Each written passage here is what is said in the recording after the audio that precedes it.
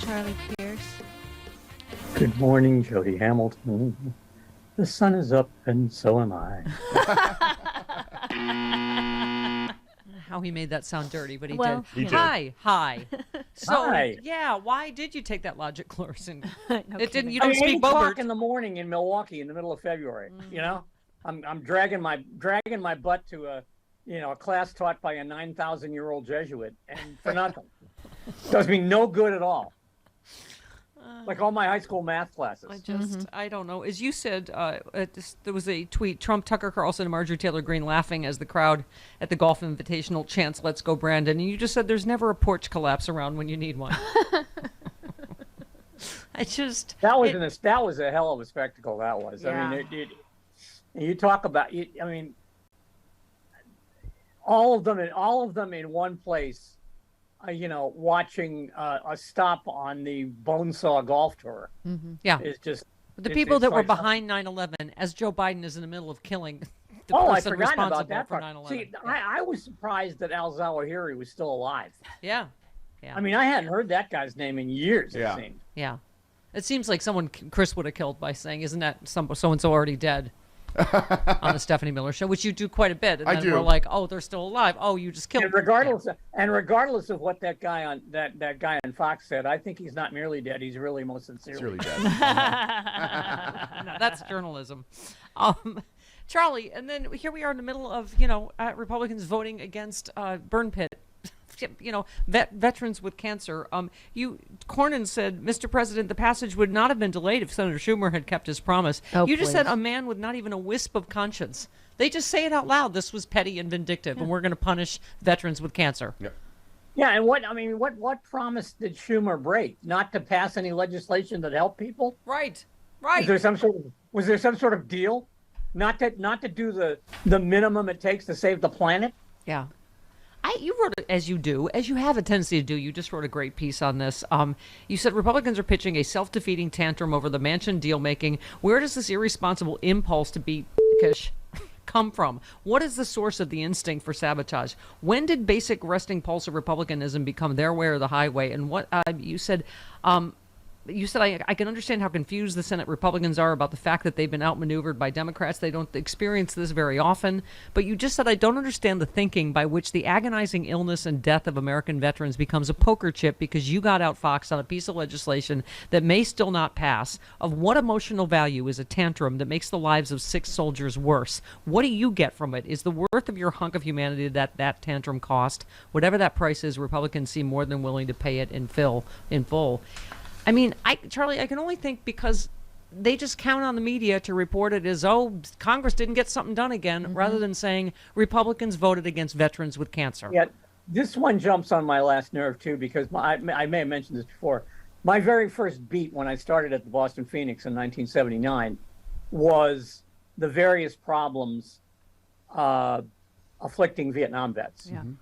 And this was back in the days when they were stonewalling Agent Orange. Right. Yeah. And I'm smelling this all over again with these burn pits. Yeah. The Department of Defense is not supposed to be a fly-by-night insurance company which denies your claim automatically, and then throws it into a bureaucratic maze so you don't get the help you need. Yeah. Not the way this is supposed to work. And I'm seeing the same thing. I'm seeing the same thing now, although. At the time, during the Agent Orange thing, nobody was listening. Now people are listening, thanks to Jon Stewart, and mostly thanks to those guys who were sleeping on the steps of the Capitol and not going anywhere. Yeah. That's a very effective public protest. But much better than, say, breaking into the Capitol and smearing your dung on the wall. But it just makes no sense politically, Charlie. That's the other thing. You just don't get it. I wonder about that because I want to see them pay a political price for it. Yeah. So far, they've been able to do all this stuff and pay a relatively slim political price. Mm-hmm. Mm-hmm. Can we go? Give me 16. It's just this political hackedness goes all the way up to the Supreme Court. I guess there's a new low. But Sam Alito, as you wrote about, Sam Alito went to Rome to crack some jokes after overturning Roe. You said apparently Sam Alito went to Rome and let his freak flag fly, guaranteeing he is now known internationally as a head. Yeah, this is him. Here we go. I had the honor this term of writing, I think, the only Supreme Court decision in the history of that institution that has been lambasted by a whole string of foreign leaders. One of these was former Prime Minister Boris Johnson, but he paid the price. What really wounded me was when the Duke of Sussex addressed the United Nations and seemed to compare the decision, whose name may not be spoken, with the Russian attack on Ukraine. Wow. The guy's just a hack. He And now trashed he's Boris Johnson. He trashed Trudeau, Macron. I mean, yeah. Now he's admitting it. I mean, Yeah. it's out in the open now. You've got a Supreme Court, the majority of whom are conservative hacks, Right. Yeah. and will deliver for all the people who. And Sheldon Whitehouse is right about this, and he's been right about this for 3 years now. They're delivering for their donors the same way a congressman would. Yep. They're delivering for the dark money that got them their seats, that helped them campaign for their seats. Yeah. But I And mean, by the way, Sam Alito at the moment is rocking the worst facial hair I've ever seen. okay.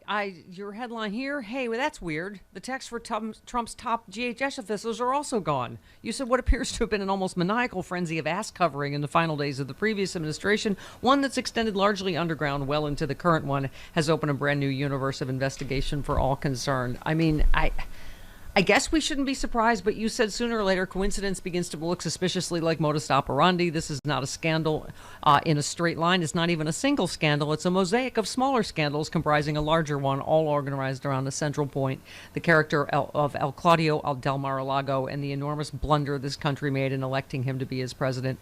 And you said it best, Charlie. You said this is just the beginning of things, still just the beginning of things. We have no idea where it might end.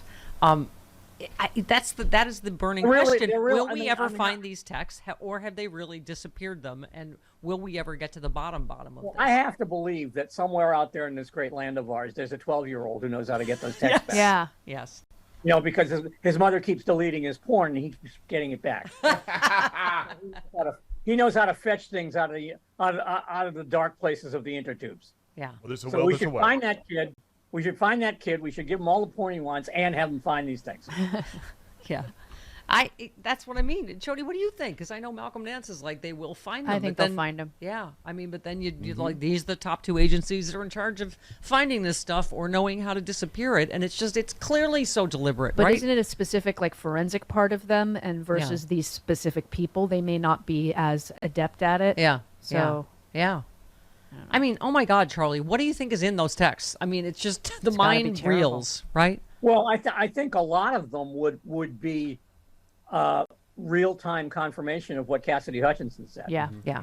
You know, one agent texting to another saying, "Oh my God, he tried to grab the wheel. Right. Can I shoot him now accidentally?" You know, that kind of By the way, is this all that's on Fox News? That Cassidy Hutchinson kept working for Trump for 9 weeks after he left the White House? I guess this will be the big, oh my God. She continued working for 9 weeks after he left off, according to government records. She served as a coordinator for Trump's official taxpayer-funded post-presidential office. To me, it gives more credence to her testimony